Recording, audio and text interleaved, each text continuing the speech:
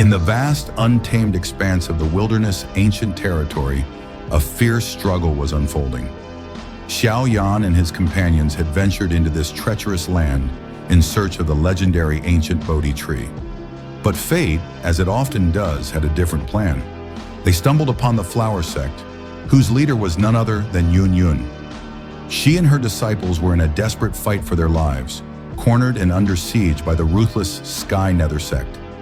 The source of this conflict was the sect's deputy leader, a man named Liu Cang, who, with an arrogant and lecherous gaze, coveted the beauty of both Yun and Yanran, intending to seize them as his concubines.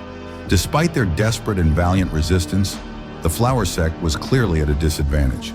It was at this critical juncture that a piece of intelligence reached Xiao Yan's ears. The Sky Nether Sect was preparing to ambush the Flower Sect's team. The thought that Yun might be in danger stirred something within him. He made a swift decision to intervene, not only to rescue her, but also to settle an old score with the Sky Nether Sect. As the leader of the Flower Sect, Yun had risen to the level of an 8-star Duzun.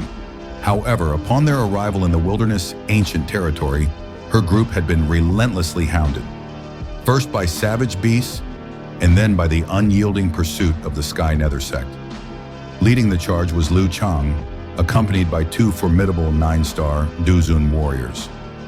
Liu Cang, despite his immense power, was a man of vile character, hurling insults and demeaning comments at Yun and Yanran with an unbearable arrogance. Yun, painfully aware of the vast disparity in power, could only lead her disciples in a desperate, fighting retreat. During the chaotic melee, tragedy struck. Yanran was struck down and lay seriously injured on the ground. Yun, in her effort to save her disciples, was also gravely wounded. In this moment of utter peril, the demon flower evil king suddenly appeared, seizing the opportunity to threaten Yun, intending to capture her and hand her over to the deputy sect leader. But just as all seemed lost, a blinding golden light descended from the heavens like a meteor. It landed directly in front of Yun, and the figure within it glowed with an ethereal golden radiance. In a single explosive motion, this figure swung a punch that obliterated the demon flower evil king, turning him into nothing but a bloody pulp. The sudden, shocking turn of events stunned every single person on the battlefield. The golden giant stood protectively before Yun. Deputy sect leader Liu Cang, though visibly shaken, attempted to maintain an air of composure, using the power of the Sky Nether Sect to intimidate the golden giant. But the golden giant simply ignored his threats, casually kicking the corpse of the demon flower evil king aside. Enraged, Liu Cang soared into the air, condensing a massive energy dragon to attack his opponent.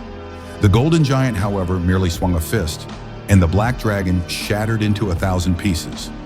Liu Cang, now a mix of shock and fury, fled in retreat while ordering his forces to attack. Nearly 10 Duzun powerhouses launched a simultaneous assault. A brilliant golden aura pulsed from the giant, and with every step, the ground trembled. He swung his fists, and every single attack was shattered to dust. The members of the Sky Nether Sect were scattered like autumn leaves in a storm. Petrified, Liu Cang turned to flee once more, but the giant was too fast.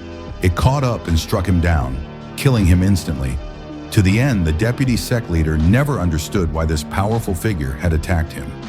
As the dust settled, several figures landed gracefully on the ground.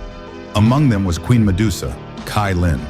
With a cold snort, she looked at Xiao Yan, a sudden understanding dawning on her.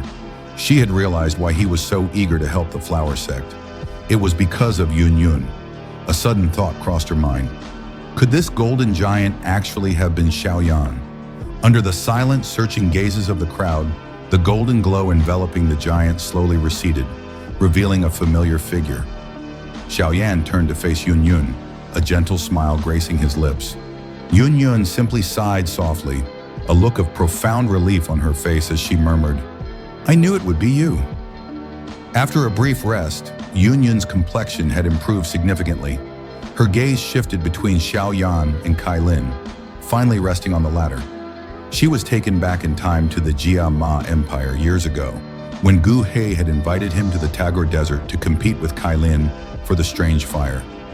Now, after all these years, they were reunited here, a truly sentimental and unpredictable turn of events. Cai Lin's response was simple and calm. She said nothing more. Yun, possessing a certain pride of her own, also fell silent upon seeing the distant attitude of her old rival. The awkward and delicate atmosphere between the two women made Xiao Yan feel quite uncomfortable. He subconsciously glanced towards Xiao Yan, hoping for some help, but she deliberately turned her head away, pretending not to notice his plight, which made him chuckle to himself. After a moment, Xiao Yan suggested that the two groups should travel together. Just as they were preparing to depart, Xiao Yan suddenly sensed something unusual and urgently signaled for everyone to hide. A group of people flew over from the sky, their leader being Feng Qing'er from the Sky Demon Phoenix clan.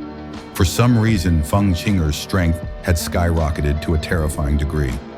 Xiao Yan could feel the pressure emanating from her, the same immense power as the ancient Sky Phoenix.